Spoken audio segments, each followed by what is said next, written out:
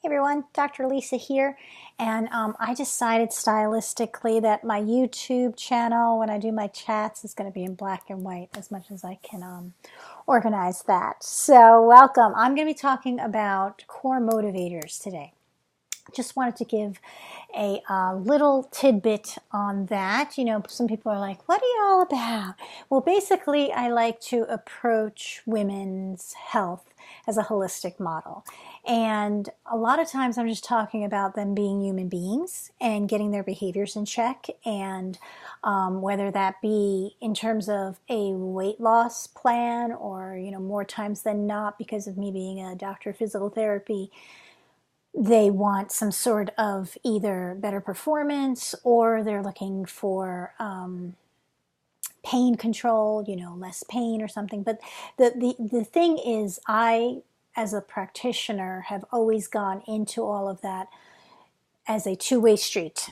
I never thought of myself as, oh, okay, you're showing up and I'm going to fix you. It was always like, oh, actually, you're showing up and that means you're, participating in this, and let me hear your story so that I can figure out from all the school and have save you so much time, make sure you're getting quality information, what my opinion is and my assessment of the situation is. And then you decide how you can make those recommendations a part of your life, or if you even want to. And that flips it a little bit, more on the coaching them through this problem side, as opposed to me treating them and doing things on in a passive way. So you might see my doggy back there moving around. That's Buddy. So, that right there then makes me more of the coach of their behaviors, because the reality is I think their behaviors are the medicine and that they themselves are the healers. And what I am is a catalyst to that, or a bridge builder to that, or an educator on how to go about that. But in the end, I don't feel, and I have sometimes had a discussion here or two with some of my professional colleagues who don't agree with me, but personally, I don't feel that as a professional it means I'm your parent and tells you what to do. I think I, as a professional, check my ego at the door and say, you know what, this is your body. As a lifestyle coach, I may say, this is your life. As a lady biz, coach, and getting somebody their brand, I might say, what is it you're actually trying to do here? Because I can give you a list of things to do to get more followers on Facebook, or to, drive people to your website, or to get in front of people. But like, what are you actually wanting to build? Right? What is it? What is the story you're trying to show? Because that is the person you're trying to talk to.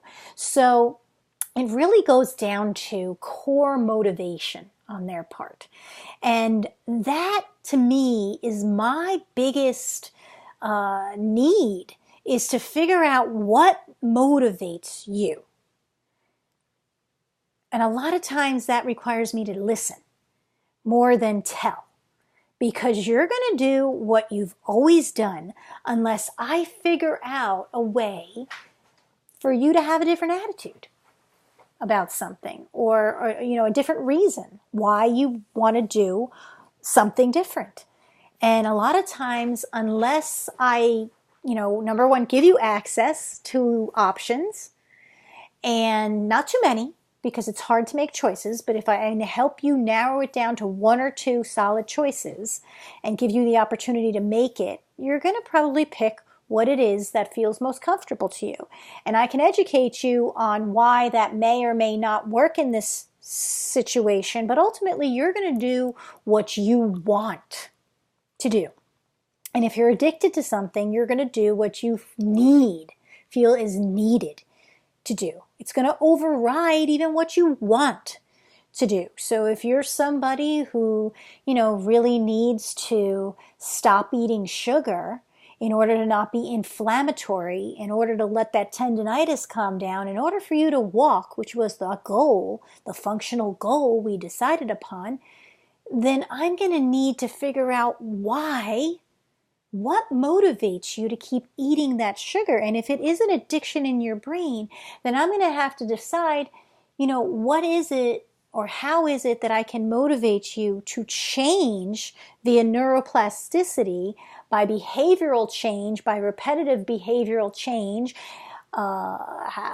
brain, change the brain. Make the neuroplasticity, the science I know and probably understand, digestible to you.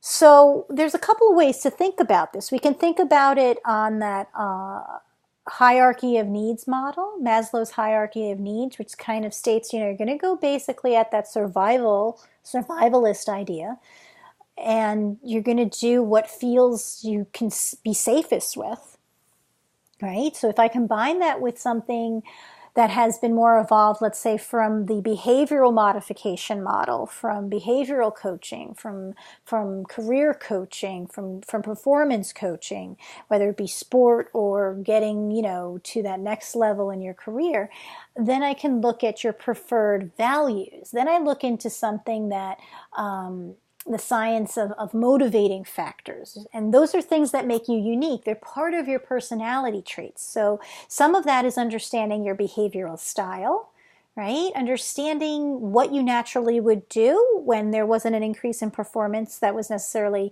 desired by you. And then also your core values. Understanding just who you are as a person.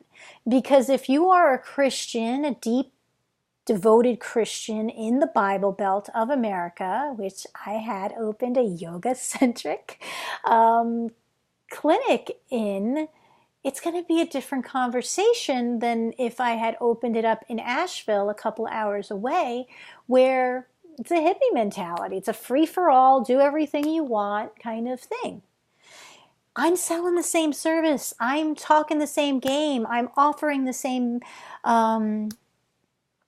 thing, but your motivators are different. Your core values are different, and you may be a type A personality in both places, but I need to speak to how I can meet your values. And that's going to motivate you to make the effort to change.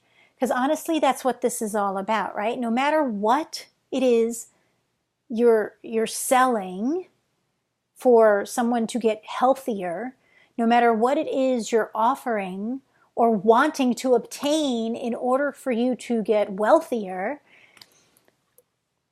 it's going to likely mean that you need to change because you are in the lifestyle and the behaviors of this reality, which is unhealthy or not as wealthy.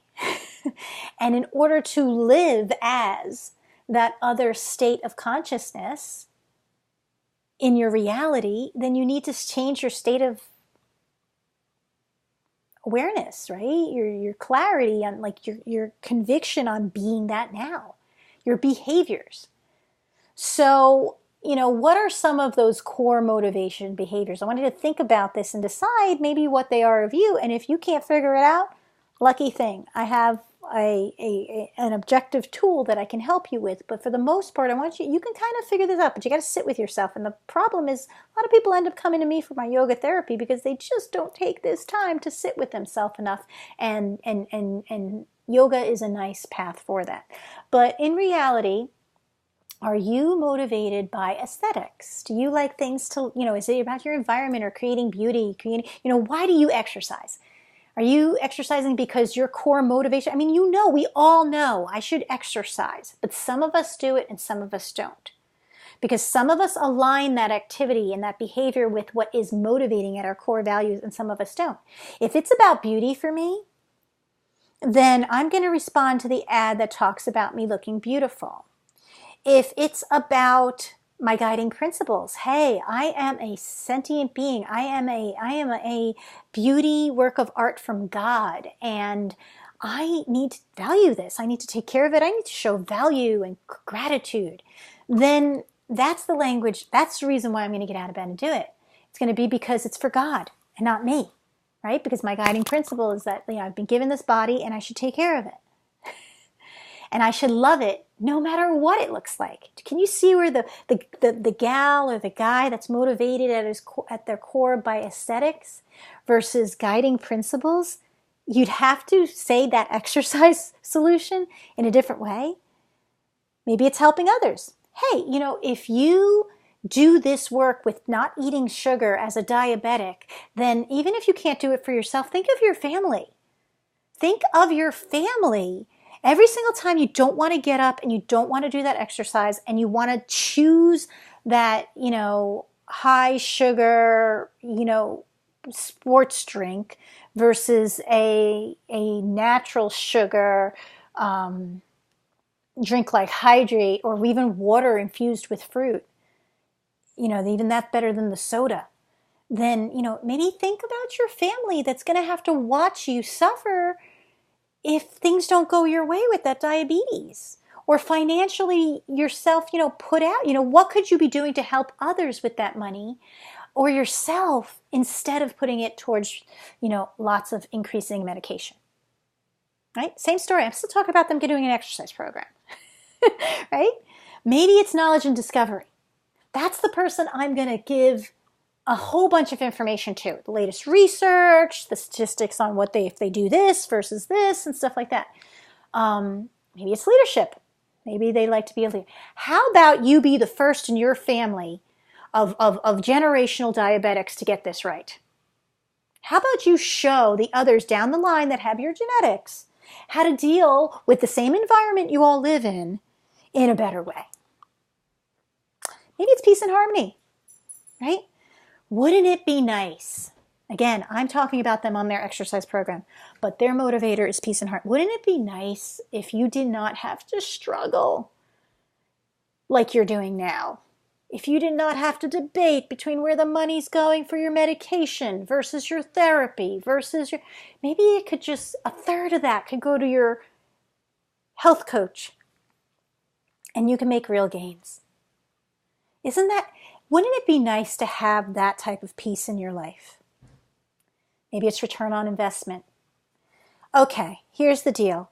If you do this for 30 minutes a day, research shows that 30 minutes a day, 4 times a week, dedicated with not eating this, not doing this, not doing this, give them the whole plan out. If you do that, research shows that within 6 months, you can make gains that allow you to put this amount of money, instead of coming to therapy with me, $150 a visit, towards a vacation, because you will show better biomarkers. You will have less, such and such. Your insulin will be more regulated. That's why you're paying me $150 a week to get this right and use my lifestyle app and use this time where we're going to do health coaching and making your lifestyle change on top of the physical therapy or the yoga therapy, which will start changing your body and make it actually easier to make these choices. So completely different conversations because I listened to your core motivators. I was listening to who you were versus what you just had to do. And that's my example of why you need to know this stuff. Know yourself. Think about it. Which of those stories I was just telling might make you go exercise tomorrow morning? Take care, guys. Any questions? I would love to hear what you think. I would love to hear, how you took each of those and if it broadened your box on, maybe it's not that you can't exercise. Maybe it's not that you're not motivated. It's that you haven't found the right person who could connect to you where your natural motivation is. All right, guys, take care. Let me know what your thoughts are.